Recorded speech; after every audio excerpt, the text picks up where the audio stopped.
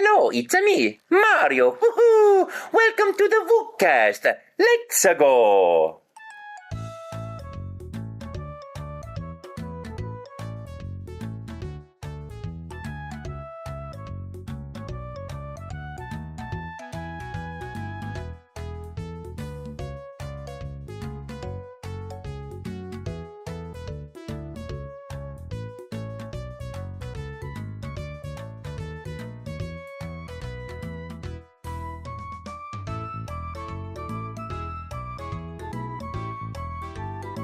G'day folks and welcome to the Vookcast, Australia's Nintendo podcast. My name's Oliver Brandt and with me this week are Angelo Valdivia.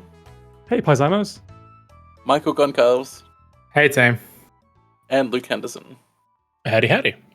We've got a great episode lined up for you, all about Nintendo Switch Online games, an unfortunate change to competitive Pokemon, Sonic news, Mario news, and a bunch more. But first let's talk about Red Dead Redemption.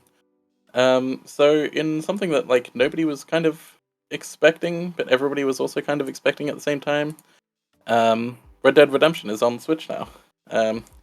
So they ported it to Switch, also on PS4 and not PC, but we'll talk about that in just a second.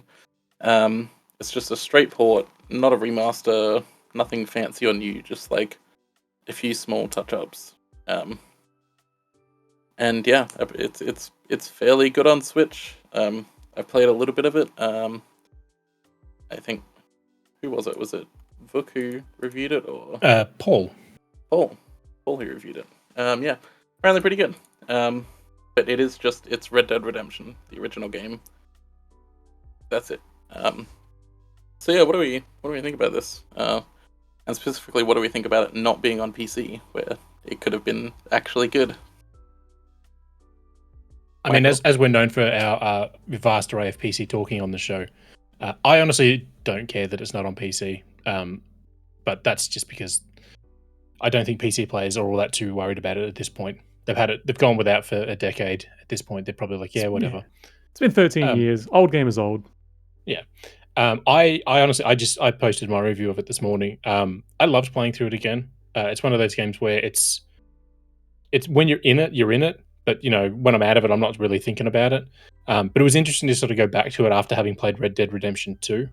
Obviously, that's a prequel to this one, but you could just see so many of the base elements of all the things they put in the second game, or technically the third game, in there. So I'm happy that it came, and I did call this a couple of weeks beforehand when it was rated by the Korean rating board or whatever it was. And I put in our Slack, and then Vook's like, oh, if that comes to Switch, I'll eat my hat. So when there was announced, I sent him a screenshot of that message, and he's like, I guess I have to eat a hat. It's actually funny. I can't remember what the other prediction was. Vook made one prediction, and then a couple days later, I made another prediction, and then both of them were true. And now he has to eat a hat, and I have to eat a boot. So that's fun. But yeah, Angelo, what about you?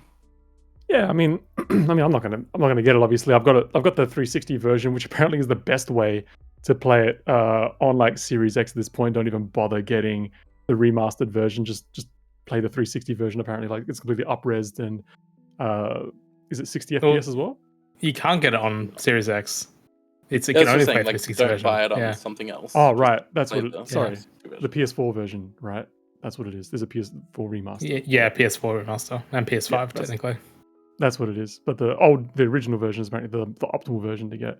I mean, it's the game is quite lengthy. I enjoyed it at the time. It didn't have as much of a lasting impact on me as it I remember it did on a lot of other people. What really got me though was the zombie nightmare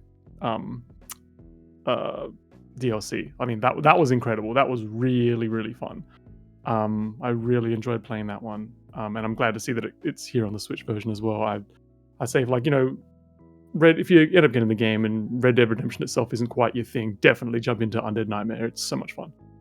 Yeah. It's such just a hokey, silly little story. But it's really cool to just hog tie zombies and then just ride across the sand and just have them get completely shredded up. Michael, what about you? Are you picking it up on Switch? I don't really care about it on Switch. Look, yeah, it has been out for ages, but I think at least the circles that I'm in definitely do care that it hasn't come out on PC. Like, yes, it's been a long time, but people do care, and it's such a weird one also not to do because like so much of the work is already done if you're porting it to something like PS5, which has a lot of like similar architectural details to like a PC now. It just would have been a slam dunk. Like it's such a weird choice and the most like Rockstar choice to make, but whatever. It's so funny, is what right? it Like, is. oh, go on, Luke. I was just say it's interesting though that it's Switch and PS4 only, and the PS5 is just via backwards compatibility. It's like they've just done the barest effort to bring it across. Which I mean, I can understand why. Like, no point, reinventing the wheel, so to speak. But at the same time, it's like I was playing through it, and I'm just like, there's so many things that modern games do, like shortcuts to a map if you press and hold a button, just something simple like that, and that's not here as well. So you have to go into the pause menu and then into things. So doing a little bit of extra work would have made sense, and then obviously using some resource time to put it on PC would have made sense as well. Yeah. I was just gonna say it's funny because like Rockstar seems to be like the most Nintendo non-Nintendo studio or publisher. They just make for sure. ridiculous. Seem to just do these really ridiculous missteps that so many people are always unhappy with, and everyone seems to just really linger on, and they just never seem to rectify or make a change. Yeah, I guess at the same time, if they're going to put in the same amount of effort they did into the GTA trilogy remaster, maybe it's a good thing that we didn't get that. Sure. Yeah. I mean, as I said, I played a little bit of it. It's very much not for me. When rumors were coming out, like a couple months ago, I was like, in my work Slack, I was like, oh yeah, I'm very excited for people to play this, and like realize it kind of plays like shit. Because it kind of does. It's not like enjoyable, like controls wise or like anything wise to actually play, but I think the writing is like really solid. So yeah. I will agree that the Undead Nightmare mode is like far and away the best part of the game. So yeah, that's quite nice. I will say though, they do thing. Yeah, go on. Yeah, I was gonna say the really silly thing is with the Undead Nightmare, when you load into it, undead, and you're like, okay, cool. So I selected normal, thinking regular game, and when I saved and quit and came back to it a couple of days later, I jumped back into it, and it came up with that again. And I thought, oh, my save is deleted. And when I hit normal, it goes saving progress, and I'm like, oh crap, it's restarted, right? No, just that's apparently how you have to get into the main game or Undead Nightmare every time. You have to go to a generic menu and select it first, which is kind of silly. Anyway, the biggest thing that has annoyed me is the fact that you have to like tap the I guess B button on the Switch to sprint. Man, it's the stupidest like Rockstar thing because they do. It's very much a GTA 4 thing. We have to keep tapping the button to actually sprint. Yeah. So stupid. Well, they were doing that in San Andreas. Yeah, they were doing that sort of. I mean, it was in system. GTA 5 and GTA Online until literally a month ago. They only changed it a month ago, so you can hold the button instead of tap it. Which, yeah, just terrible thing, awful for accessibility. Before we move on, I just want to say, what do we think about the price? Because I know that a lot of people were very heatedly discussing the price. So it's $70 on Switch and PS4. That's a joke. It's awful. I mean, it's a Nintendo game. It's going to be overpriced as all hell. Like, what do we expect at this point? If you're expecting any different, it's Rockstar though. It's like Rockstar setting the price here, and they set the same price on PS4. So sure. Know. But even so, like again, it's a Switch game though. Ultimately, like they're always going to be expensive. To expect anything less is just ludicrous. Yeah, I mean, I didn't pay for it, so I can't really comment on it too much. But I do think any port of a game that's 10 plus years old should be max $50 Australian. There shouldn't be any higher cost than that because they're not having to recreate assets, especially with this one. They didn't do quality of life updates across the board. They literally just ported it across and called it a day. So yeah, the price is personally too high. I wouldn't have paid for it myself. So I'm very thankful I was given a code. I will say, in the smallest amount of defense, the Xbox 360 version is still $50. So yeah. But you can just buy, like, as well. a 1/1000th of a cent version on eBay because there's 7 trillion disc copies available. So, it is $50 on Xbox, and then you have to pay another $10 for the DLC. So you're only really saving $10 by getting it on Xbox, but if you already have it on Xbox, there's absolutely no reason to get it on Switch or PS4. Unless you want to play it on the go, I guess. But yeah, let's move on. There's a whole bunch of new Nintendo Switch Online games since we last recorded. So on Game Boy, there's Pokemon Trading Card Game, and then on the same day, Pokemon Stadium 2 came to the Nintendo 64 Online app. That was during the Pokemon Presents, which happened like shortly after our last recording. So that's nice. And then Excitebike is coming in on August 30, and the trailer for that is absolutely amazing. So there are only 2 Nintendo 64 games that have been announced that haven't been released yet, which is 1080 Snowboarding and Mario Party 3. So yeah, I mean, I don't know if there's really much to talk about these, but are people excited about Excitebike? I personally am excited to replay it, but I remember playing it at a friend's house when it first came out, and I was sort of like, "Oh, really? This is what they went with Excitebike?" It was just so vastly different at the time. I will say though, I obviously put out a feature on Vookcast about Nintendo running out of games, and that sparked some conversations. So It sure did. People lost their minds about that article, which they wouldn't have if they just read it. Yeah. But yeah. I mean, Pokemon Trading Card Game is like the biggest one for me because it's quite a fun little RPG. Dude, that game is way better than it has any right to be. It's so good. Like if you want to like a legit, just fun little card battling adventure game, like it's so good. Yeah, and the music goes so hard. I could not believe it because I like played it as a child, but like I think I mostly just had the sound down. Playing through it on like Switch, and I was like, wow, the soundtrack is just like incredible. I was genuinely shocked.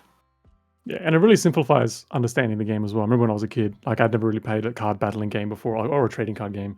And I was getting the cards and I tried battling and I was like, I have no idea how this game works. You got these stupid little blue, like, what do you call it? Little gemstone thingies, and those are like your power or your health or something like that. I'm like, what is going on?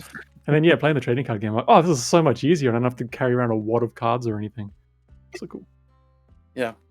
And then Stadium 2, which is like, yeah, whatever. It's a small stadium. It's kind of useless without, the Game Boy game connectivity. But yeah. Since there's only 2 games that they haven't put on N64, what N64 games do we think are like sorely missed in terms of like stuff that is actually likely to come? Snowboard Kids. Just starring Golemon. Yeah, I mean, both of those. And Snowboard Kids. Especially since Snowboard Snowboard Kids is like $500 to Snowboard buy a Kids 2, second-hand yeah, it's copy. ridiculous. That's the only reason I want Snowboard Kids 2 on there, is just so it undercuts that market, because I think it's ridiculous. So silly. I will say though, I when I was putting that list together for the story, I was like, oh, well, Donkey Kong 64 is an obvious one, but Donkey Kong 64 has a bunch of old rare games buried in it as part of a thing you can access on an arcade machine in one of the levels. So it's either a licensing thing or they have to remove them, which is probably why I haven't come across just yet. I remember hiring Donkey Kong 64 a couple of times in the video shop, and both times I just couldn't get into it. I thought it was just way overhyped. I feel like Banjo-Kazooie is like the way superior rare platformer. Like, how do you guys feel? Oh, about definitely. DK? Everyone fucking hates Donkey Kong 64. Yes, That's so like, yeah. Whenever I'm listening to podcasts and things, and they're talking about like old Nintendo games, 64 games and things, everyone always goes back to Donkey Kong 64 and are constantly falling over for it. I think I have good memories of it personally, just because it's one of those games that I bought with my own money as a kid. It's how I got the expansion pack for my 64. Yeah. But like, the game is fine. Like, it isn't like it's horrible and it's unplayable. It's just a ridiculous collectathon. There is so many things it's outrageous how many things there are to collect in that game. Like, to the point where it hurts the gameplay. Mm-hmm. Like, it's fine. I'm sure it'll come eventually. Like, I don't know if the licensing for those games, like Luke was saying, is going to be that much of a problem. Like, I don't know. It seems like Microsoft and Nintendo are pretty buddy these days. Oh, for sure. But so I guess I we'll think see. if they're working things out, like Banjo-Kazooie 2, would come across before DK64. I think that'd be an easy one. I mean, honestly, anything rare, if they're making those deals, yeah, Perfect Dark would be a slam dunk. People would lose their crap over Perfect Dark, especially because it's the only time we're likely to get a Perfect Dark game in a few years. At our lifetimes, yeah. Yeah. No, I mean, like I don't love Donkey Kong 64, but I feel like it's one of those games where it's like there aren't like, if you were gonna like do a remaster or a remake of that game, you wouldn't like ultimately need to change all that much. There's just like a few really key things you would need to change to make it better. And I know that like modders have done that with it emulated, like being able to switch Kongs at any time is like a huge change that like just makes it so much more playable. But yeah, I mean, I don't think Nintendo really wants to acknowledge its existence. I would love for someone to record how much backtracking you need to do in that game, because I feel like it's probably got the record of the largest amount of backtracking. Yeah, no, it's yeah, and again, it wouldn't take much to make it better, but like it's just like a few like key decisions that were made for one reason or another. That's like my mic working. It has classic video game, like 90s video game design. Like everything that you think that it could be bad is probably bad in it. Yeah. Except the DK rap. That's the best part about the 90s. Yes, except the DK rap, because that's incredible. They honestly just took everything about the Banjo-Kazooie, a little bit of Jet Force Gemini and Mario and all the basics that sort of generation of games had, and they went, cool, let's add 50% more to it, and then add another 50% on top of that. If they had scaled back the amount of stuff, the game would have still been fine. I do actually think that Banjo-Tooie suffers from a lot of the same problems that DK64 does. I think a lot of people idealize Banjo-Tooie just because it's a sequel to Banjo-Kazooie, but like going back and actually playing it now, there's like a really frustrating amount of backtracking, way too much stuff to collect, and it's all like, oh, you have to, like, I'm just thinking of like the fucking train thing where you have to like go to each world and then clear the path for the train to come through, and like it's a really frustrating game to play when you actually play it. But yeah, Banjo-Tooie is another one that never really grabbed me. Banjo-Kazooie, though, loved the hell out of that. 100% of that one. But yeah, Banjo-Tooie, like I hired that one once and I just never played it again. I'm like, I even got it on Xbox Live when that came out as a re-release, and I think I played like an hour of it and just fell off again. Yeah. But if I can just tangent again further with a tangent, what's the deal with the state of emulation on the 64 games? Because like a couple of weeks ago, I was like, oh, I want to try Pokemon Snap. I wonder how that's going on the Switch app. And playing that, like the speed of that game is so much faster than the original. Like even the Wii emulation version is just way more comfortable to play. What's going on there? Am I having a stroke? Basically, like there's no like sort of top end for how the emulation can run, right? So like normally emulators in general try to like include all of the limitations of the hardware. Whereas like the Switch Online one is just like, we'll hit like the minimum of like how it's supposed to perform most of the time, and then everything above that can only be good, right? Which is how we have things like Pilot Wings, which actually like runs at 60 FPS instead of like 20. Yeah, they're focused on playability and performance over accuracy. Yeah. So but even so, like accurate, but yeah. So, but I felt like that playing Pokemon Snap was such a bad way to play on the Switch, because like I was constantly overshooting. Everything's moving way too fast. Like I could not aim the cursor at the correct Pokemon or anything so like that. Part of that as well is because I'm assuming you don't have the N64 controllers that they sell on the website. No, not those controllers. So the acceleration on a regular gamepad is like wildly off compared to the way that the N64 controllers work. They have not done anything to like translate that correctly. It's just like you move it and then it pretends that you've pressed like the N64 stick like all the way instantly, which is obviously not how it works. So all or nothing. Yep. Yeah. Oh, that sucks. Yeah, because I was like, this is not a great way to play, so I just started playing on Steam Deck, and I'm like, this is way better.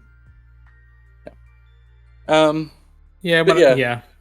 Sorry, when it comes to like the NSO emulation stuff, it becomes very apparent that for the most part, Nintendo doesn't really care about accuracy, at least to like the degree that a lot of like people who are into emulators or like, you know, people would like to see. But I guess it just is what it is. Like I said, there's so much better ways to play those games, not on a Switch. Like, I'm not even like a particularly big stickler for like, you know, accuracy when it comes to something like this. If you want accuracy, again, me being a bit of a wanker, I mean, you know, you guys can appreciate this as well, you know, like getting the actual console itself, having like a proper like CRT's TV, all those kinds of things, having like the optimal sort of setup is how I would go about it. But like even just like picking this up and be like, oh, you know, just want to play this in bed on a Switch or something like that. Like it just doesn't, I just feel like it doesn't work, which is a real problem, I feel. Yeah. I mean, like, as Michael said, like, I don't think Nintendo really cares about accuracy more than they care about stability and money. You know, well, money is definitely part of it. Yeah. But like in terms of like N64 specifically, it's all about stability and playability, right? And I think that like nobody's arguing that like Pilot Wings running at 60 FPS isn't the right play, right? I think that's a really good thing because it's supposed to run at 60 FPS and it just couldn't on original hardware. Yeah, I feel like if it enhances the play, it feels better. It depends on what you want. If you want to play the game and play it well or whatever, that's totally fine. If you want to have the experience of playing an N64 game, then no, it isn't the way to do it. But like again, for them to make the choice, it's their game, I guess. Yeah, but they're sort of aiming this towards like the person who like played N64 like 20 years ago and hasn't really thought about those games like since, for sure. So yeah, look at those like really TikTok videos of those dads creaming their kids in GoldenEye. Yeah, yeah. Oh, those were great. That was a great weekend. Oh my god. Slightly back to topic. As for other games you want to see, Diddy Kong Racing, I guess would be one. Yeah. Man. Super Smash maybe as well.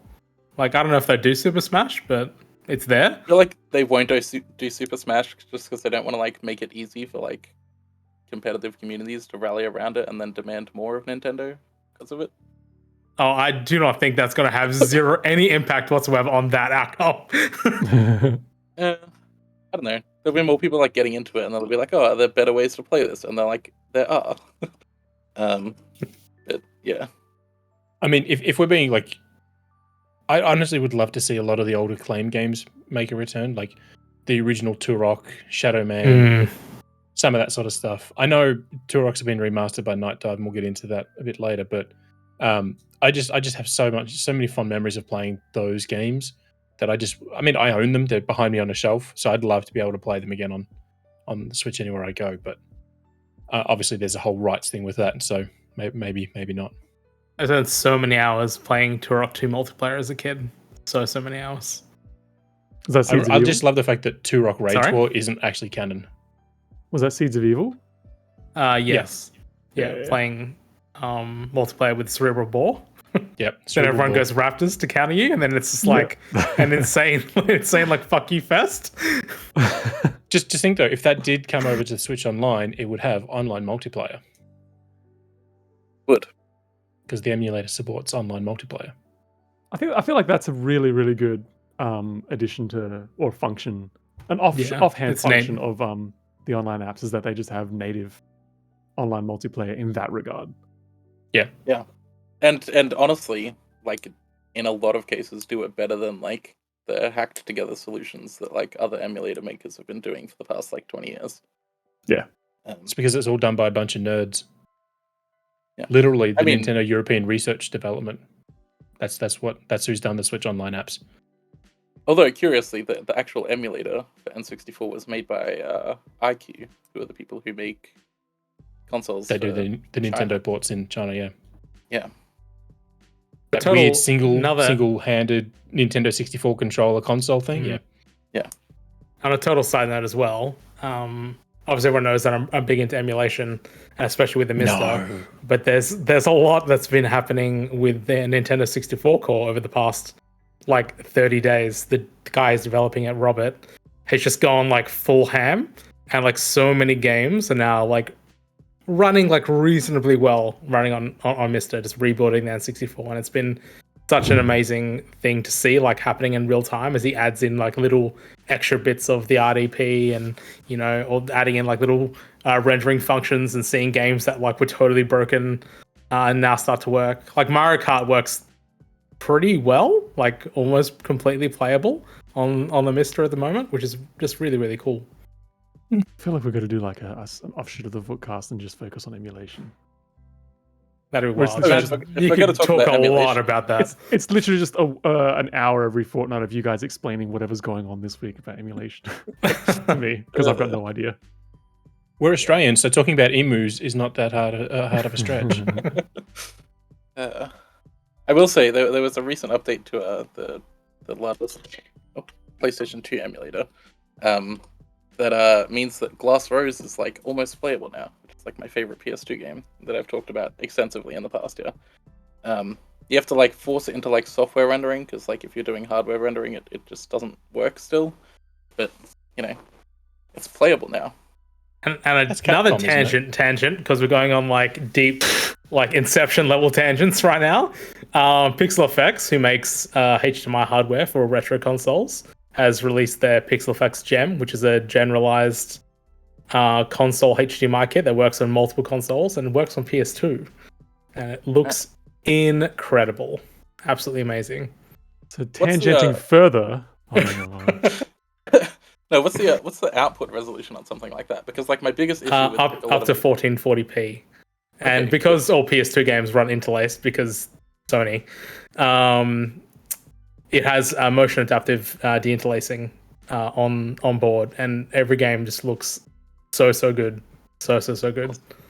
Yeah, because like my biggest issue with some of the HDMI output kits is that like they'll output at like 480p, which I guess fine if you're plugging it into I TV, know. but if you want to like Pixel Effects has never been like that. Yeah, so there's ones that output like just the actual resolution of the console itself, like directly, and then ones like from Pixel Effects and some other companies actually have built-in scalers, which is their big draw.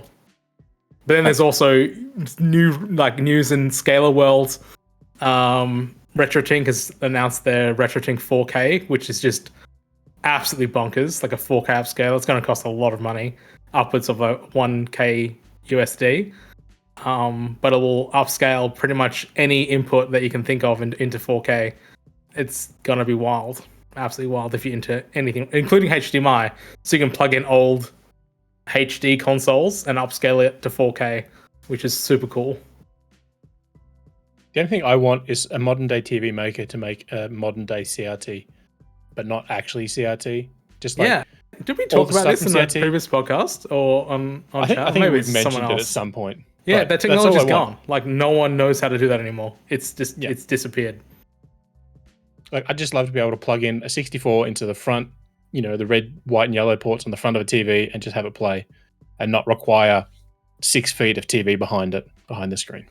I feel like if anyone ever did that, it would be like the current modern day Nixie tubes that people make, which cost like $7 trillion for one Nixie tube because they're handmade.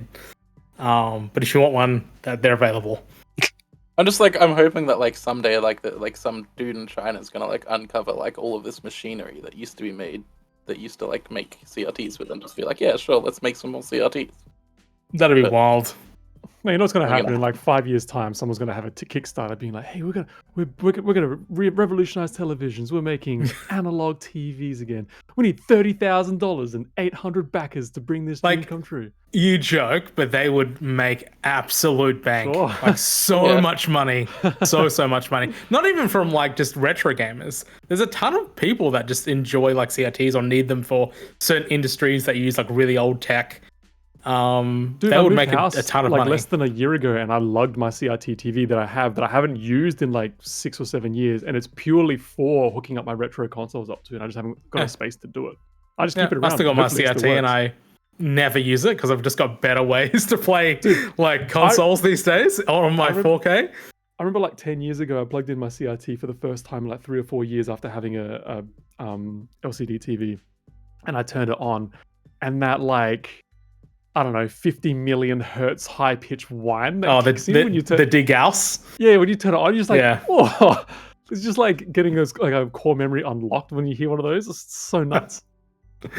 Oh man. I mean, core memory is trying to tune the TV to get the signal from the console via the RF adapter. But that's the thing, right? Is that like, okay, we're just like never going to get to the rest of the topics. This is just what we're only up about to the now. second news topic. Yeah, there's also, like newsflash: old white men talk about retro gaming. Yeah, I mean, like, the crazy thing is, right? Like in the US, they never had to worry about like tuning it in, right? It was just like, yeah, it's going to be on channel 2 or channel 3, and like Yeah, because they're all designed. They're usually on the RF adapter to tell you what channel it was, and that lined up to whatever US bullshit standard that they had. But here it's like, have fun. Yeah, we just had to like spend like half an hour just like slowly tuning in to try and get the right one, and then sometimes you would get like close on a channel, but then there would be like weird sound artifacts or like the colors wouldn't be right, and it's like turns out no, it's not channel 6, it's like channel 49 for no reason whatsoever. So, dude, when I was a kid, I had a really old like 70s. Our TV was a really old like 70s Philips CRT that didn't even have like a knob for tuning. It had this little I wish I could find a photo of it. It had like a little weird cartridge that sit in the bottom that you tuned each channel with like a little bar that goes up and down. They have to use like a toothpick to move up and down. So that's the shit that I had to do when I was tuning in my NES. I was trying to move this thing up. It was so inaccurate. I was literally about to say, do you remember when game consoles, or at least like the Master System that I had, literally had an RF switcher that you would have to plug in your TV because you have to tune it to a TV station, and you would have to flick the switch. If you were playing a game, you would have to switch it to console, and then when you wanted to watch television, you had to flick it back to television. Yep. Dude, that thing is worn out so bad. Like it's oxidized so bad as well. Like it looks like it's all black. It doesn't look like the silver that it used to. The worst part though was in Christmas 96, 97 when I got a 64. Got the 64 with Shadows of the Empire bundled in. Yeah, unboxed it. Yeah. No, my TV, my parents' TV didn't have the red, white, and yellow. It was only RF, and they didn't buy the RF adapter. So I spent Christmas Day staring at the box, and I had to wait till Boxing Day, and then go to Maya to buy the RF adapter so I could play my new 64. Mom and Dad, you screwed Christmas. Well, that reminds me, like when I got a. We're never getting to the rest of them. It's just not going to happen. No. When I got a PS2, we didn't get a memory card for it, and I played through like half of like the first parts game, just like leaving it like on in the background, and then we like finally went to like EB Games to get the memory card, and like when I was like putting the memory card into it so I could finally save after like again having spent like 40 hours on it, and like the CD skipped and then it stopped working, and I was like, wow, I've just like finally have the solution, and then it just stops. That's devastating. Did the same thing with Luigi's Mansion. I got all the way through Luigi's Mansion without saving because I didn't buy a memory card. I got up to the final boss and I died. And Such a classic scenario. I don't believe how much that happened. Like when we were children, the amount of parents that just didn't buy a memory card. Like, and not their fault. They didn't know, but also like no one talked to people about this stuff. Like, what? Yeah, no one said you need one of these. I didn't get a memory card for my 64 until like a year or two into having one because Mario 64, Banjo. Didn't really need it for the most part. Well, they were saved on the cartridge, right? So didn't really need it. But like then, friends of mine were getting PlayStation. Like, oh no, I got like 4 memory cards because I keep bugging. I'm like, look at you losers! Get a 64, bro. You don't need any of that crap. And then like 2 or 3 years later, you had to get one. All right, we should probably move on. So Pokemon dumps the Shenya International Championships from 2020. You say Oceania? Yeah, isn't that it? Oceania? Oceania? Yeah. Isn't it? But it's the ocean. What? Am I having a stroke? Is this a big... Am I having it? Isn't it pronounced Oceania? It's the ocean. It's Oceania. I've only ever heard it pronounced Oceania, and that's how I pronounce it. Who's... Oh my! I feel like I've just stepped through into like another universe. I don't know what's going on. I legitimately thought you were doing a joke. Like I was in a presentation a few months back, and the developer was walking us through the map, and he said, "And we're going to the archipelago." Nice. What? Archipelago. That's not it. in my head, I pronounced that 4 different ways, man. Like, I have no idea. But then there's that video of the woman going around going, "I just love this cantaloupe." Oh yeah, that's a solid meme. Listeners, can you please write into the Vookcast via the Vook's Discord and just let me know if you also pronounce it Oceania? Not Okay. this. I'm just saying right now, Oceania? this is a battle you are definitely losing. I don't really care, to be honest. Just again, I don't think I've even really said that word out loud before. It's only ever been in my head, so whatever. I don't want none of these Ashenya like meme stands coming out of the woodwork. Me like, yeah, I totally say it, Ashenya. I need truthful answers. You know, just to spite you guys, I'm going to go to the beach one day. I'm going to be like, hey guys, look at the ocean. Oh my god. What a bright start to an actual, like, really shitty story. So in competitive Pokemon, there's basically 3 levels of competition. There's regionals, there's internationals, and then there's worlds. Previous years we've had 4 international championships, which is in Latin America, North America, Europe, and Oceania, or Oceania, depending on, who you are. With, Japan and Korea having their own sort of circuit that's separate. Anyway, in the next, the 2024 circuit, OCE is being dropped, unfortunately. So there'll still be regionals. So we won in Brisbane, Melbourne, and Perth, but only 3 have been announced so far, and they used to be 4, and you also had an opportunity at internationals. So it kind of sucks for Australian and New Zealand players, because basically,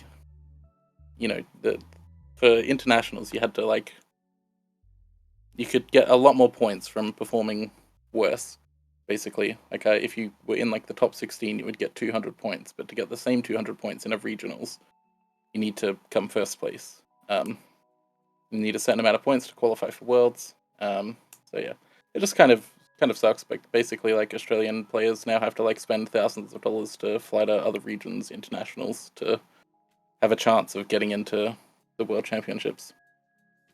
But yeah, just it's awful all around. I'm not surprised, honestly,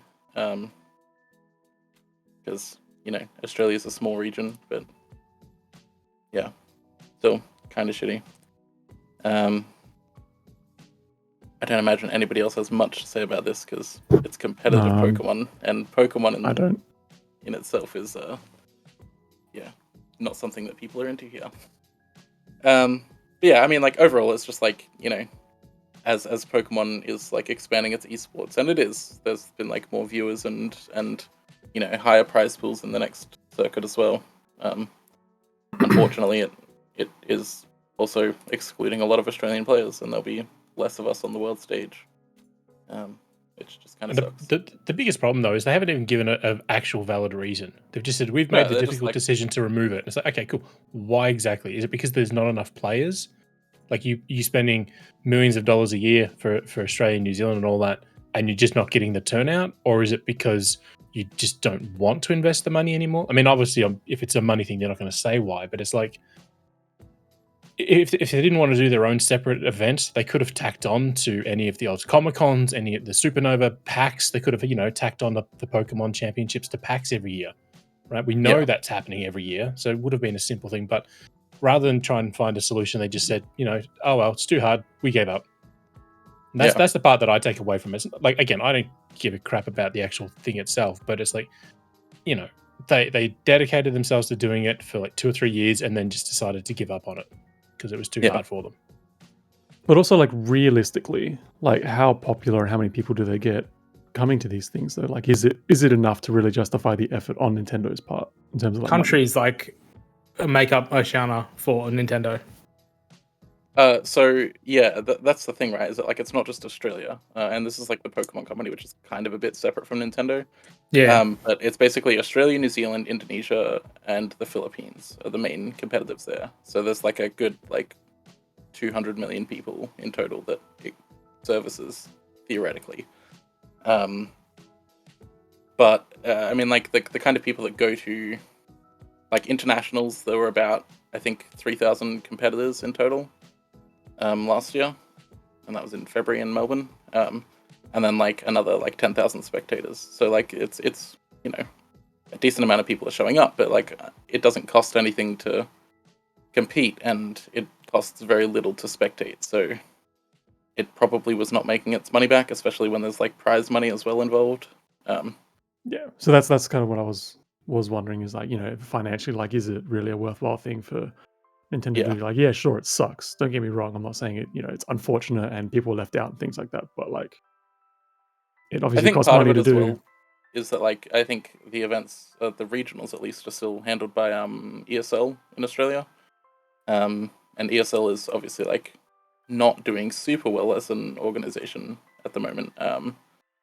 So that probably plays a part in it as well. I mean, let's be honest. Pokemon Company, it's only because they put a bloody cruise ship together for the Pokemon World Championships in Yokohama recently. If they hadn't have rented out a cruise ship and decked it out in Pokemon stuff, it would have been fine.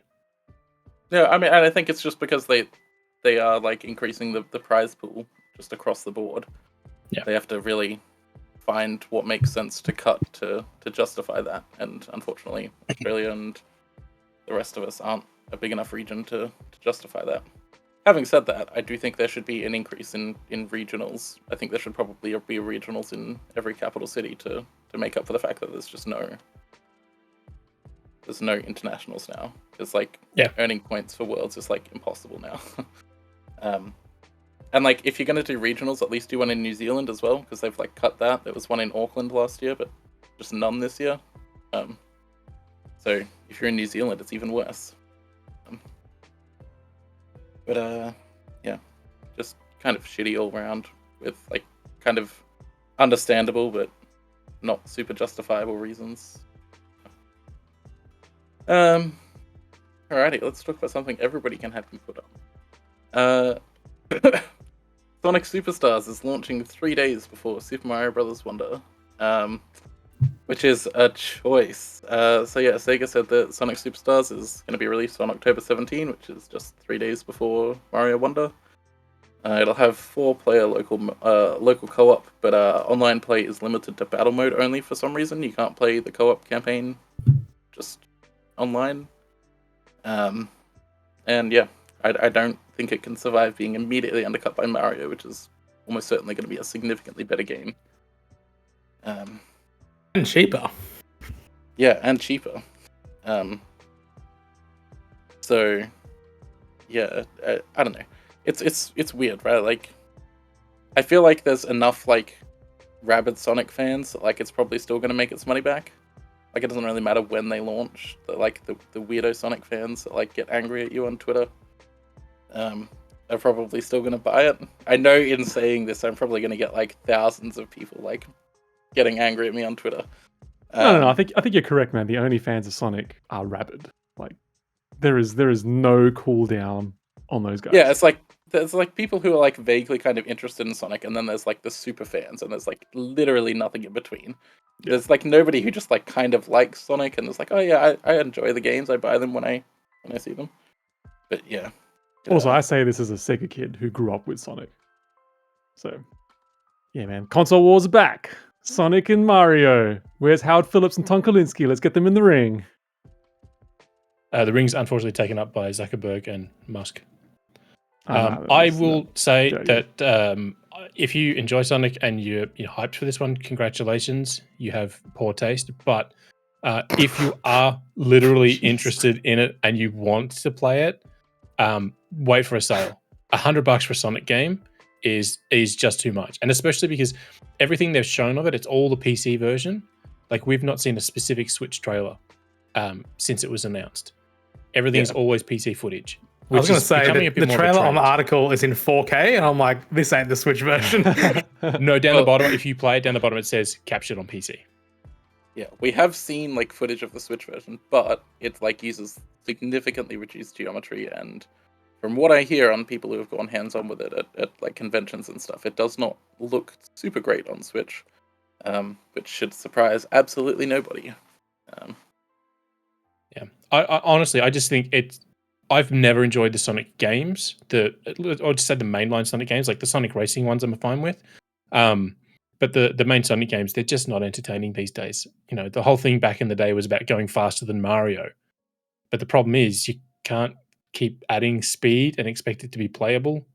And so now they've sort of stuck in this thing where they just recreate all the things we've seen for the past 20 years. And They I want to can't say do it recreate, because it's the same thing over and over again. None of the current consoles have blast processing, obviously. Yeah, idiot. Jeez. That's the big problem. Yeah.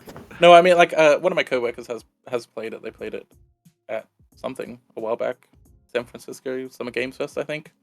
And like, basically, like, you like go fast for a few seconds and then you have to stop because there's like a power up to use, and then the power up. That's is been really every slow. Sonic game since the Yeah, I beginning know, of but time, like though. it's It's apparently always like been like that.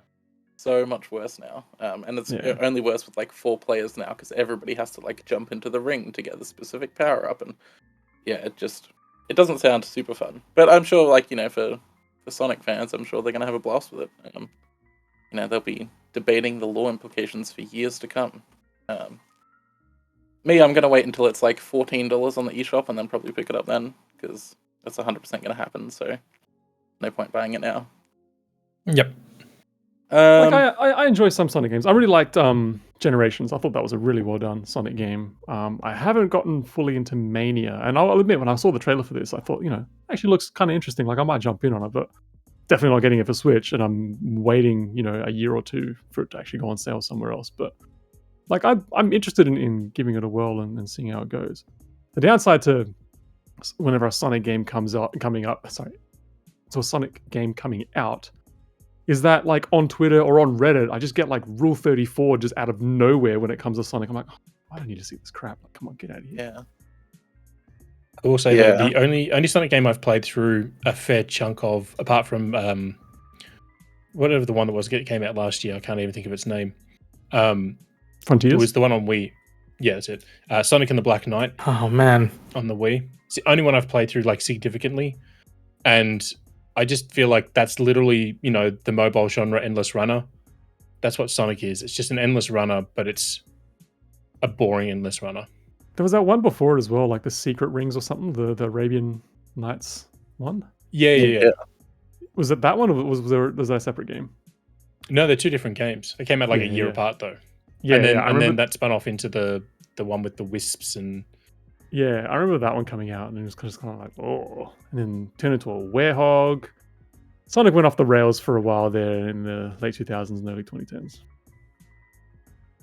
You mean when he kissed a human? Yeah. That was 2006 in HD, baby. They Digital Foundry just did themselves. Digital Foundry just did a retrospective on Sonic 2006, and it's just, oh boy. Goodness. Some real Howard the Duck energy there. Yeah. So just in the past couple of days, just moving on to the next thing, Night Dive Studios has announced that they're bringing Turok 3 and Star Wars Dark Forces to Switch. So it's coming to Switch and basically all of the other platforms, but just literally all of them. So it's like Turok 3 is coming on November 14. It has anti-aliasing, bloom, ambient occlusion, dynamic shadows, motion blur. Just all of the like fancy tech words that like the end user doesn't really give a shit about, but blast processing. Well, it remains to be seen, but you know, 50-50 on that. I'm just watching the trailer, and what it definitely doesn't have is higher bitrate audio for this voice acting. Because holy shit, it is so compressed. It is awful. Yeah. And then Star Wars Dark Forces Remaster probably have much of the same stuff, because again, it's being made by Night Dive. But there's not really any details or release date or anything for the Star Wars one so far. It's just like, hey, look, I will say, a version of it. Yeah. I will say, I literally, an hour before Night Dive announced Turok, I was literally looking up to see who owned the rights to it, because I'm almost finished with my Splinter Cell playthroughs on Twitch, and I was like, oh, I need something small to play before next year when I start God of War. I'm like, I've got Turok 1 and 2 on the Switch. I should play them. And I'm like, I've got Turok Rage Wars behind me, but I'm like, I don't have Turok 3. I'm like, I wonder if that's ever going to come too. So I literally started looking up, and then an hour later, it was announced. Nice. Unfortunately, that same predictive luck didn't give me the lotto numbers. And then also I played Dark Forces earlier this year on Twitch as well because I love that game. See, I saw the news for this. I'm like, oh, I never got into the Dark Forces games or like the Jedi sort of series.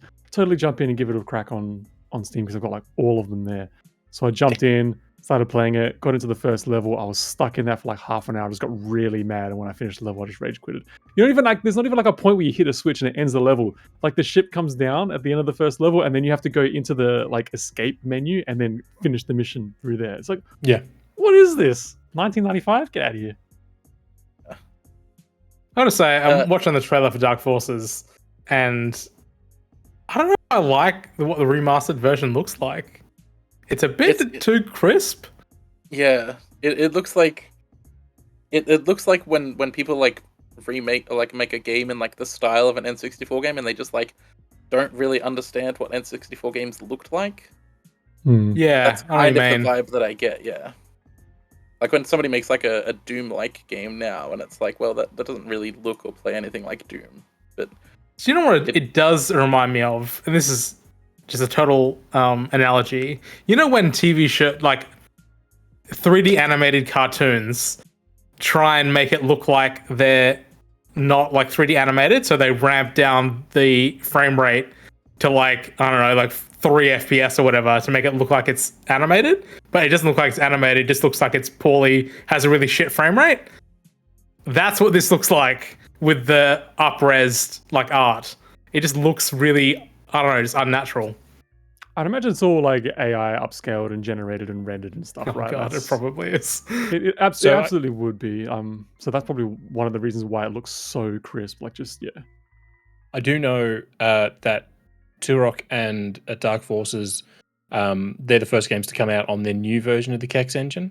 Quake 2, which just came out, was the last game on the previous version. So there's a whole bunch more that they've done to the engine to bring, a bigger range of titles and features to it. I do know that the oh god, I've forgotten it now. There was a feature they talked about with Dark Forces, and it's gone out of my head. It'll come back to me later, I promise. But yeah, honestly, I don't like how not crisp, but everything looks like it. They sort of cut everything out and then have it like they're layering it differently, so everything looks like it's on a different layer. Like nothing looks like it's part of the same visual image. Yeah, I know what you mean. I think that's literally just the resolution. Like everything is so sharp and so like big, and it's a different aspect ratio as well. It just looks more like cinematic. So yeah, it does have that very much layered 3D effect. I think when it's running in its normal res, which I don't know what it is, probably either 640 or 320, whichever one. 320. When I played it earlier, it literally just went on my big screen. I'm like, where the hell is? Oh, it's right there. At 320, it would just look. You can count the pixels like physically in front of you. They're big. You're correct, because when I was playing it the other day, I was like, gee, like the frame rate just was not consistent. It kept like dipping really low and then just like skyrocketing on really fast. So it obviously, isn't made to run on current hardware. But yeah, I had my NVIDIA frame counter up in the top right corner. And again, because it was going like 300 or whatever, like the actual little like info box at the top was like 8x8. I'm like, what are those numbers? Just couldn't read it at all. Just 17 nines in a row. It's just so hard to read. I will say though, it is interesting the fact that this is now coming. Daniel's just sent me a message, which is interesting. I'm not going to say what it is because I don't know if it's embargoed or not.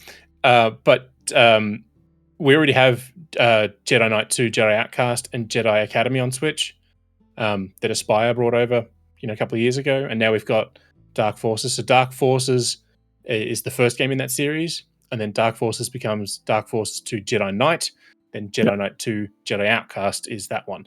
So I honestly would never have pegged that we'd get like the entire, Jedi Outcast Dark Forces series on Switch. In random bingo card predictions, that was never going to be anything. And like the games are actually like landmark games, right? Like it's basically, was it made on like the Doom engine, or it looks very much like Doom? Yeah, I think it's their own engine. I don't think it's a Doom engine, but yeah, it has that style. Yeah, and it goes into a whole bunch of like just interesting or create. It's like the part of a template of like some things that like even current Star Wars is using, like the Dark Troopers and things like that as well. So these particular games like do fit into like a wider mythology of Star Wars that is constantly getting pulled from today even. Just So they're fact actually check quite myself. The engine is called Jedi. It's a Jedi engine. cool. Anyway, yeah, at the bottom of this thing, I just have Night Divers owned by Atari now, which that was either like earlier this year or late last year. There's like, oh, Night Dive. I think it was earlier this year. Like Night Dive's being bought out. And I'm like, okay, cool, by Atari. And I'm like, wait, what? Of all the studios to buy Night Dive, Atari was never in the ballpark. Yeah, so actually, I interviewed for work the current CEO of Atari, and really nice dude. They have their fingers in a lot of pies, though, which has its ups and downs. But they're definitely like, they're trying to do a lot to bring more older games forward. They've bought up the rights to like thousands of older games and plan on like updating them and re-releasing them on modern platforms. Which is very good. And then Night Dive is obviously a part of that mission that they've got. They're also doing like weird NFT shit, but you take with the good with the bad, right? It's kind of weird to me that Atari isn't like the owner of something like a GOG or something like that. Like they don't have their own like PC-based platform where they just have this huge backlog of old games and things. So weird to me that they never took that step. They don't. But I mean, they did buy Moby Games, a website that has all of the information about basically every game. Okay. So it's possible that could end up being, somewhere where those games are hosted as well. The only problem I have with Atari is for all the good things that they do, they also do some really silly things. So like one of the things, they've just announced, the old retro Atari box, it's coming out with all these games and rah. It's like, okay, cool. But like 2 years ago, they were trying to get everyone to buy some Linux-based piece of crap Atari PC thing, and it was like $800 for the box, and then you had to buy all the controllers and accessories separately, and it was like, yeah. So that's actually one of the things that the CEO spoke about. Like he started at the beginning of 2022, and he was basically like, this company has like no direction. Let's like, actually do something with it rather than just like slapping our name on literally anything that will let us. So yeah, there's I don't know. They seem to be like focusing big on retro games and making them playable in ways that they weren't before. So it's what's called a transitional period in the biz. Yeah. But then like they also had what was it that I was telling you about, Luke? They have like a Mars lander or like moon. What, I can't even remember what that's called. The game where you have to like land on the moon, lunar lander. Yeah, I know what you're talking about. I remember you talking about it. They're doing like an anime lunar lander game with the people who made Chris Tales, which is like the weirdest thing I've ever heard in my life. But they have this like big initiative. Yeah, they have this big initiative where they're like letting indies like do basically whatever they want with like an Atari IP. Which for a number of years now, though, Atari's been recreating a lot of their old games into this neon. Do you remember Pac-Man, the Pac-Man game on Xbox 360? Yeah, man, Championship Edition. That's the one. So basically that visual style, but like to old Atari games. Which some of them look great in that style. Like they're really cool. Some of them are just like, the game still sucks though. The gameplay was never fun to begin with. So when Ollie mentioned that, the folks behind Chris Tales are doing a game, it's like, okay, it's clearly not going to be in that style. So they did this whole period of, neon-esque remakes, and now they're sort of transitioning away from that already. So, yeah, I don't know. Atari's a weird company. Yeah. We'll see how it goes, I guess. Last bit of news. I think we'll take a very quick break after this because this has gone on for such a long time. Yeah, so Nintendo announced that after 28 years, Charles Martinet will no longer be the official voice of Mario. I think we all freaked out when we saw the tweet and thought that maybe he had passed away, but that is not the case. Seriously, I got the notification. It's like, oh yeah, a message from Nintendo, and I was like, oh no. And then it's like starts talking about Charles Martinet on like this big like block of text. I was like, well, this is it. That's so sad. Totally. But then, no. I feel like everyone gets that, all celebrities anyway get to that age where that keeps happening. It happened with Betty White before she passed away. Like every time someone had Betty White in like a sentence, everyone would be like, "Oh God, no!" Yeah. Anytime a celebrity is trending, I'm just like, "Oh, there it is." I saw it a few months back now. It's like Robert De Niro, and I'm like, "Oh God!" And it's like he had his 7th kid. I'm like, okay, I don't know if that's a better thing or not, but So Charles Martinet no longer is going to voice Mario going forward. He'll still be employed with Nintendo. He's apparently going to be something new called a Mario ambassador, where Nintendo says he's going to like travel the world and share the joy of Mario, which I think just means he gets paid to do the Mario voice at like conventions and shit. I mean, he's literally been doing that for like 10 years. That's what it's been doing. Just going to cons, like headlining a bunch of cons and just being just overly happy about Mario. Yeah. But Nintendo has confirmed that he's not the voice of Mario, Luigi, or any other character in the upcoming Super Mario Bros. Wonder, or in WarioWare Move It. So just on that last point, I think that last point's been interesting because like a lot of people were apparently a lot of people on Twitter were like, "Oh, Mario's voice sounds a little bit different to what we're used to and things like that." Yeah. I went back and listened to that trailer like a couple of times. I could not tell the difference at all. I don't understand how people could tell that this was a different voice actor. Yeah, so I did kind of get the vibe. Michael, I was going to say... Yeah, go on. Oh, sorry. Yeah, no. Just the mic's being weird. I don't think it was a different voice. I just thought that it was just being acted differently. Like, you just had like a different... That they were going for a different vibe for Mario as a whole new like release, so everything was like slightly different.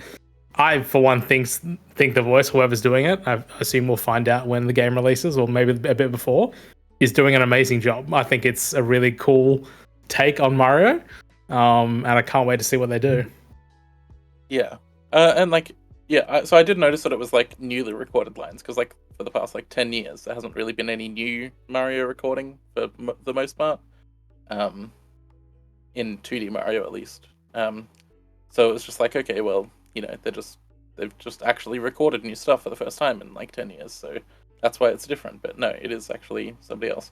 But there were a whole bunch of people who were like, oh yeah, this is a different voice actor, and then a whole bunch of other people who were like, just like totally shitting on those people for even suggesting it. It's like, oh no, you're just an idiot. It's obviously Charles Martinet, and then obviously. I mean, I spent a lot of time in the voice acting world, and I picked it pretty much that it wasn't him. But again, it's been so long since we've heard new Mario that it literally he could have just maybe he had some surgical work done to his throat, so his voice is slightly different. It has been a number of years, and he has gotten older. And sometimes, when people age, their voices change. So there's a whole lot of reasons it could have just been him doing a different take. I will say though, him being the Mario ambassador is kind of cool. The only person that I know that's done something similar was for Disney Imagineering, the people that make the theme parks and that. Bob Weiss, who was the creative lead on Tokyo Disney, so he oversaw the construction of that park. He was the president of WDI for years, and then in like 2020, he stepped down and became the ambassador. Basically, it just means they get to travel around, share their knowledge, share their love of things related to what they know.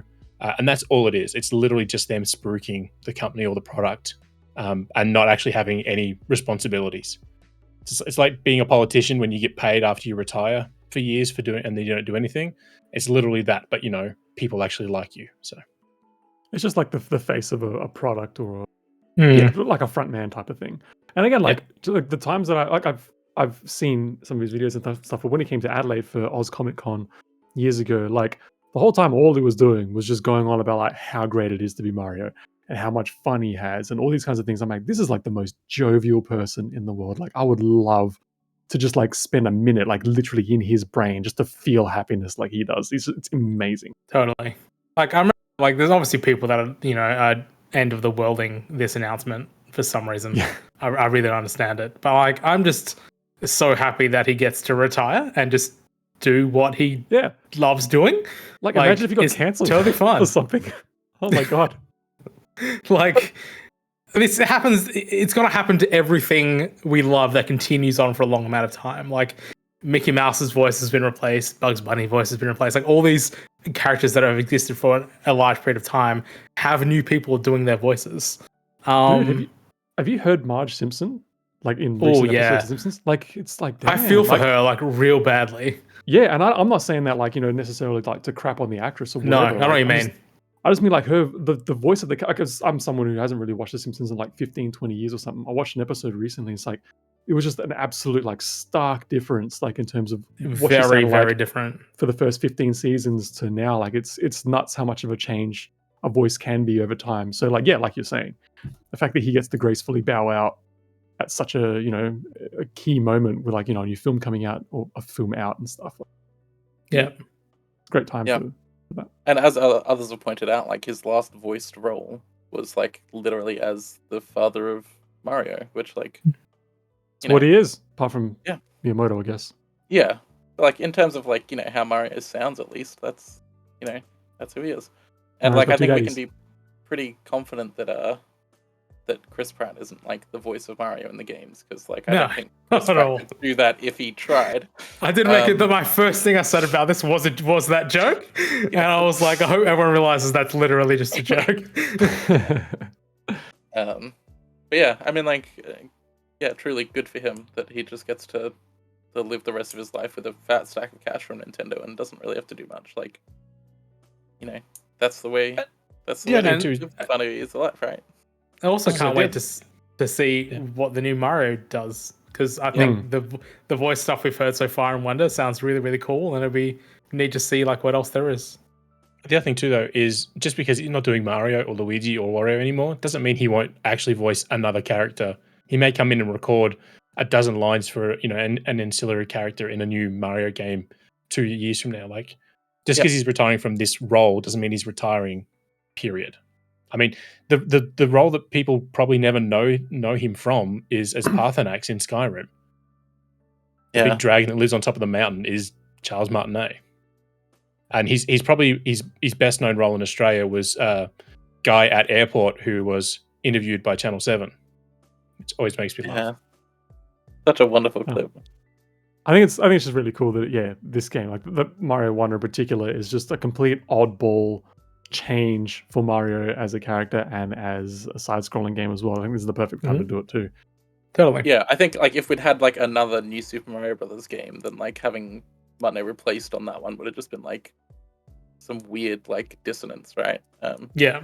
So yeah, being just like a totally different game. Yeah. He could also be, in the studio helping to, coach the new actors.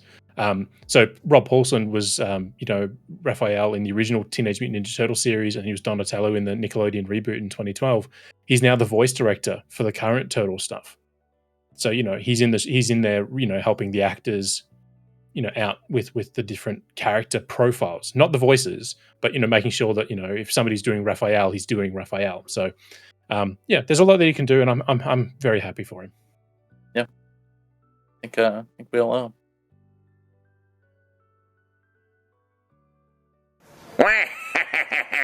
This is the Vookcast. It's a number one. After me.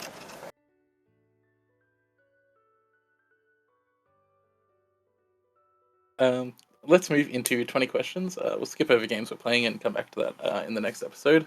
Luke, you are the question master this time, or I guess the answer master. And this is going to be a quick one because we're way over schedule. So let's get to it. Michael, do you want to ask the usual question? The question: was this game released on January 1st, 2010, or after? No, it was not. Okay. All right. Same question, but January 1st, 2000 or after? Yes, it was. Okay. Okay. Was this released on a handheld console? Yes, it was. Okay.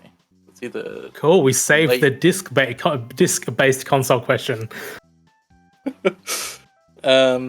So a handheld game in the 2000s. Yeah, Yes. so it's either late GBC, GBA, or DS. Yeah. Was this released Or for a even console late with two? GB, really. Was this released for a console with two screens? Yes, it was. Okay. Okay. Well, DS it is. The console that has the most games. This won't be difficult. Oh god, yeah. I think DS has like 10,000 plus. It's a lot. Yeah, It's absolute shit ton of games. All right, let's see if we can get genre down, I guess. Is this game an RPG? No. I hope this isn't too weird of a question to ask. Did this game use the bottom screen as its main input? Yes. Okay. That's a good one. So it could something like a Yoshi's yeah. Touch and Go or a Kirby's Canvas Curse Main input. or Hotel Dusk.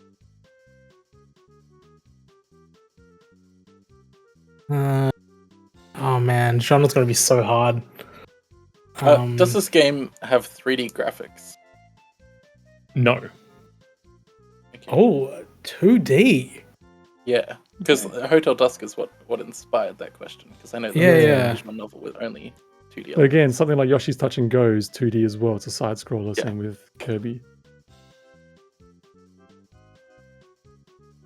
Okay. Was this game a side scroller? No. Okay. This is such a weird question. Did this game encourage you to hold the Nintendo DS sideways? No. Okay. I figured that was okay. going to be your next question. So probably not Hotel Dusk, given you do that. And that or means the- that it's not brain training either. All the Kawashima games, yeah. Yeah. I love Oh, it. I okay. love it. I love there was a series of games that was named after Dr. Kawashima and had his silly little polygonal face in it. Yeah. And there still going. So, Yeah. man, genre Would is be- going to be a difficult one. Would be cheeky to do Ghost Trick. Oh, you haven't done Ghost Trick already? I can't remember anymore. I think we have not. actually. But it's also Yeah. has 3D graphics, so it can't. Well, we haven't asked our usual questions. Wait, of, does like, it have 3D publisher. graphics? Or is it rendered on DS? It's sorry, pre-rendered on DS. No, it's definitely 3D because there's that bit where like a car or something crashes through the restaurant window or whatever, right? I've got I don't know, I've got this weird feeling that it was all pre-rendered on DS. Like it looks like it's 3D, but it's all like 3D rendered sprites. No, I'm Like they do pretty for sure it's, New Soup. I'm pretty sure it's 3D because it was just straight up ported to iPad or iOS, but it just had a high resolution. I don't know. I don't remember anymore. I swear it did have 3D graphics. Um, but we haven't asked our usual things like where it's developed or anything like that, or who it's True. developed by. Was this game developed in Japan? No, it was not. Okay. See, would you call like something like Drawn to Life a side scroller? Can't remember much about the gameplay of that I guess game. that's the main thing you do in that game from memory. Like it is a side scroller, just with a ton of shit you need to draw. I mean, like, would we also classify like Scribblenauts as a side scroller? Yeah, because that's more like a puzzle solving kind of thing. Right, like you do Yeah. scroll from side to side, but like the scrolling isn't like the main part of the gameplay. It's just like how you get to I guess- the rest of the stuff. I guess at that point we're sort of splitting hairs as to whether it's a Yeah. side scroller or a platformer, right? Let's just Yeah. assume both of those are side scrollers, right? Trying to think because like, all right, is this a puzzle game? No. Okay.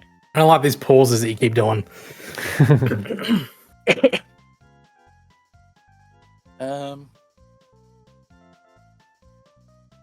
I don't think it's any of the Castlevanias because I don't think they use the screen as a main input. I don't think they used the screen at all, did they? I can't think of one. It's off my head. For like management of stuff, but nothing. Yeah, right. Yeah, I mean, in the DS Castlevania games, you used the second screen as the map, Hmm. and then you could like quick switch particular items that you wanted to turn on and off. So it's not developed in Japan.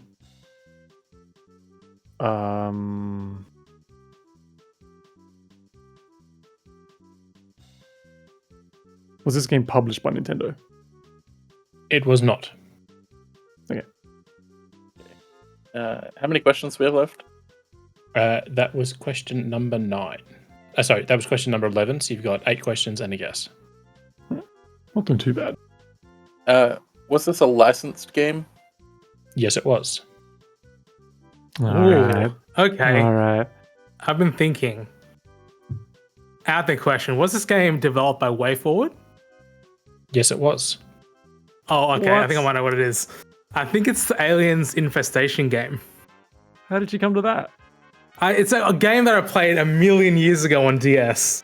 And I just thought, I was trying to think of like 2D games like that would come on. I'm like, oh, that game was pretty neat. And I was like, what do you do with the second screen? And you manage your team and your guns completely on the second screen. Okay. And would you argue that that was a game that used? He uses second it screen's pretty amazing. heavily. Okay. Yeah. Okay. Good. Is this game based on the Aliens franchise? No. Fuck. Okay. God damn But it. you- I no, man, was but you- so you got down way there. forward though. You got way forward. They only made Oh like man, way forward 200 games. I've got games. no idea That's now. Way forward Yeah. licensed DS games. And it's licensed and it isn't Aliens. What the fuck else? game. I love when you accidentally hit on like something correct, but it was completely the wrong like thought process. Yeah. See, I could not name any way forward. I'm just trying to think of licensed way games. forward games.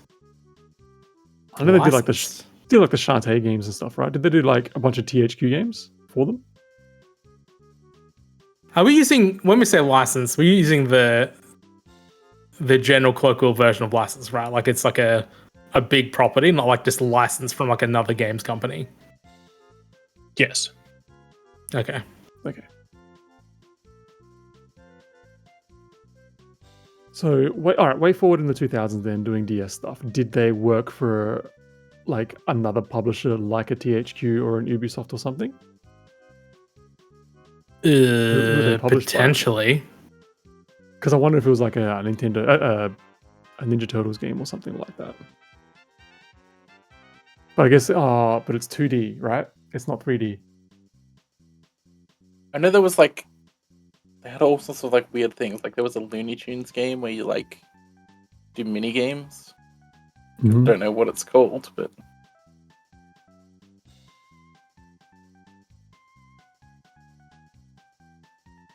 Hmm. Hmm. Nintendo DS way forward developed games. I cannot think of a goddamn thing. So, how many questions we have left, Luke? 6? 4 questions and a guess. Oh, damn! All right. Oh, Jesus Christ. Was this licensed? Was this licensed based on a kids' TV show?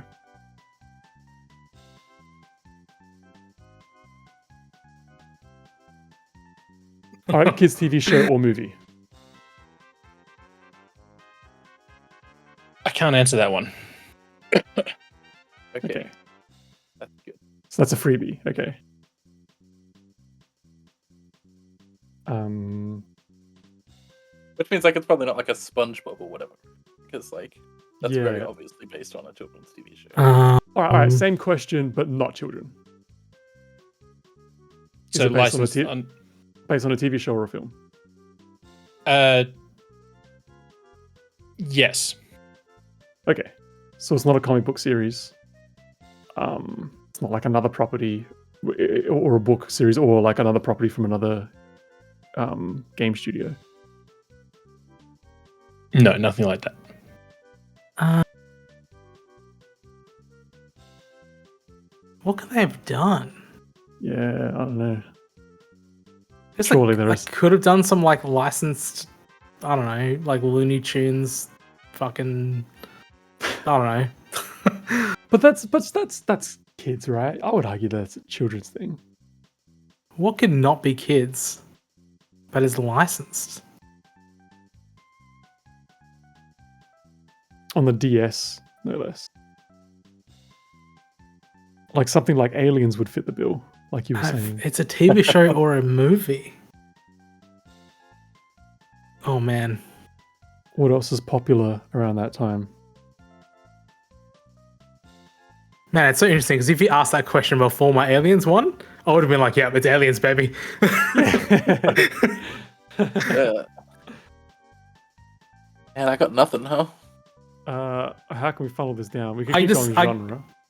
I can't think of like. There's so many licensed properties that it could be. Like, this is the problem. How many questions do we have? 3 questions and a guess. All right. Is it something from Warner Brothers? Yes. Oh, Okay. So 2 questions. So let's quickly run down what we know then. We know it's a DS game. We know it's 2D. Hmm. We know that it uses the main screen as a sorry, the bottom screen as a main input. We know it's based on a license. No, it's based on a Warner Brothers license. It's Made by Way Forward. maybe a way forward.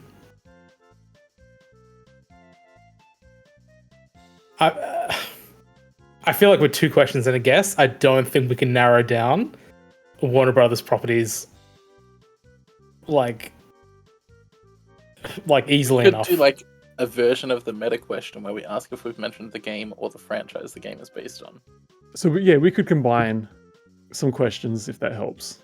I think we should just do. Oh, Like we still don't know what kind of game it is. We don't know if it's an action game. We know it's not a puzzle game. I don't know if we should say game or franchise, or just say one of those to try and narrow down which one it is. Because if it's just franchise, that probably narrows it down quite a bit. Hmm. I don't even know. I mean, we don't know if it's part of a series of games. I'd imagine if it's a license of a film, then the film would be big enough to... Or a TV show. Or a TV show. I guess like now's the other time to things. do meta question, because we can clarify with another question after the meta question if we need to do it instead of The being meta the last question one. being like how we mentioned it. Have we either mentioned the game or mentioned the franchise? It's broad, but Well, we haven't even mentioned any, really. We've mentioned Looney Tunes and that's about it. Well, yeah, but if it's Looney Tunes, then we know. Right? Otherwise, we have no clue. true. Well- I guess we can ask if it's if have we mentioned the franchise, and Well, if so what it's a I'm getting- yes, then it's definitely Looney Tunes. If it's no, then we know it's at least not Looney Tunes. Well, so that's Well, I guess my we point. can just ask if it's Looney Tunes. Exactly, yeah. So that's my point. Is like, do we just start listing off some Warner Brothers properties, or do we just ask if it's a Looney Tunes game? I think either. It doesn't really matter. I think we get to the same outcome either way, Okay. which is knowing if it's Looney Tunes or not. Yeah, all right. Let's just ask. All right. Okay. Is this game based on the Looney Tunes franchise? Yes. Oh my god. Oh my Well, god. Okay, I've got no help idea. them.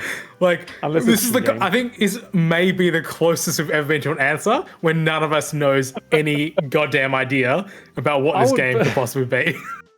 But I would have argued that that's for children though. But that's okay. The only thing that I can think of would be What like was the a question you back-in-action- asked though? What's Mine the was like, specific was- question? The specific question was it based on like a kids' TV show? And then it was Yeah, what TV if it's show or not movie. the specific game itself isn't based on an actual TV show? Well, Like it's then based he's- on Looney Tunes, but not then when like I an removed- actual Looney Tunes show. You but know then what I when mean? when I removed kids, he said yes, it was based on a TV show or movie. So it could be based on like the back in action movie. Surely there would have been a tie-in game for that. Unless there's like a standalone like Sylvester and Tweety game or Tasmanian Devil game or something. Or Bugs Bunny Goes Postal or something.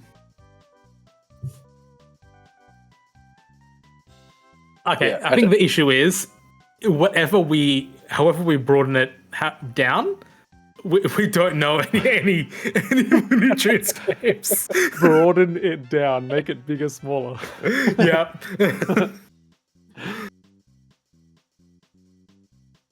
I think we I just can't- have to take the can't L think on of this anything. one, honestly. Yeah. I mean, the other thing we could ask is whether or not it's based on a cast of characters or if there is one character Okay. that's the main character. I can do that to at least, give us a little bit of pity points if we're not going to get the game. Should we ask if it's based on if there's one character that plays the main character? If that makes sense. Yeah, I know what you mean. Yeah. It isn't based on like the cast of Looney Tunes. It's based on Yeah. like one of them. Is this Yeah, it's fine. is this game based on like a protagonist character of Looney Tunes? Like just one character is the main character. Other characters can feature. I'm just saying, like, is one Yeah. character like the focal point? It's a hard one to answer. I'll say yes in the context you're probably thinking of. It Yeah, does okay. feature one specific character. So, like, it could be like Tweety. You're playing as Tweety, and it's just constantly trying to get away from Yeah. Sylvester, basically that kind of thing. Or something All right. like that. Well, at this point, I am out. I have no idea. I don't know enough. I know that there were Looney Tunes games where you play mini games and shit, but I don't I'm know sure what there they is. were called or anything like that. I couldn't tell you one made by WayForward for sure. No, Yeah. the likeliest candidates for a standalone game like this would be like Taz, Tweety, Bugs, or Daffy. I'd imagine it'd be one of them. Yeah, the big ones for sure. I agree. Yeah. I think that's it, right? So we have just a guess, yeah? Is that Just all a we guess. have left? Yeah, just a guess. All right. Okay, Is this Looney Tunes the game? No. Okay. So just to help Michael out, Aliens Infestation was 2011, so it wouldn't have mattered anyway. Oh, okay. I would have never. Yeah, that didn't even occur to me that it was 2011. So this game was developed in 2007 by WayForward, published by WB Games. It is based on the 1953 cinema short. It is Looney Tunes Duck Amuck. Where Oh, yeah, you no chance. are the character, and you're basically messing with Daffy Duck by throwing him in various shorts and then messing with the backgrounds, characters, and such.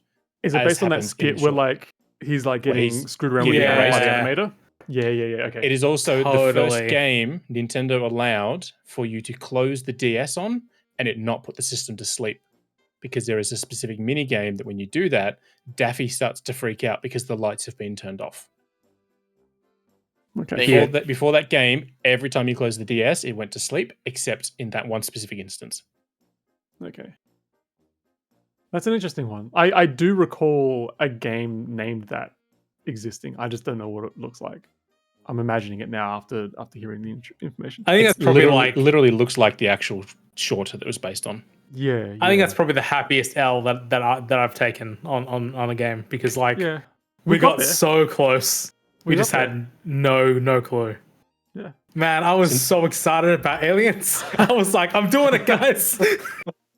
The funny thing is, until you specified Looney Tunes, it could have also been Where the Wild Things Are, because WayForward did the DS version of that game. Is that a Warner Brothers property? They did the movie adaptation of the book. Oh, I guess technically they did. Yeah. Okay. Cool. Okay. So Well, that's You okay. knew, huh? That's not bad. I'll take that one. All right. Yeah, I'll take it. I'm the next person, but I've actually had a bunch of suggestions from people already. So I don't need suggestions, but I'm sorry in advance to everyone because the suggestions that I got were incredibly evil. Okay. Um, Cool. I look forward to them. Well, I have like a 90-something% win rate on mine, so So basically, you're gonna have evil ones until you get it down to 50. Then you're like, oh gee, pretty now the much. world is balanced again. Yeah, we're the ones that have to suffer and take the L's. All right, that about wraps up this week's Vookcast. Be sure to visit the site www.vooks.net for all your Nintendo news, reviews, and everything in between. To keep up to date, follow the site on Twitter, Blue Sky, all of the places. At Vooks.net, it's all spelled out, or jump on over to our Discord at bit.ly/VooksDiscord. You can find all of our social information, links to all the stories that are relevant in the episode notes on whatever platform you're listening to. Thanks for tuning in, and we'll see you next fortnight.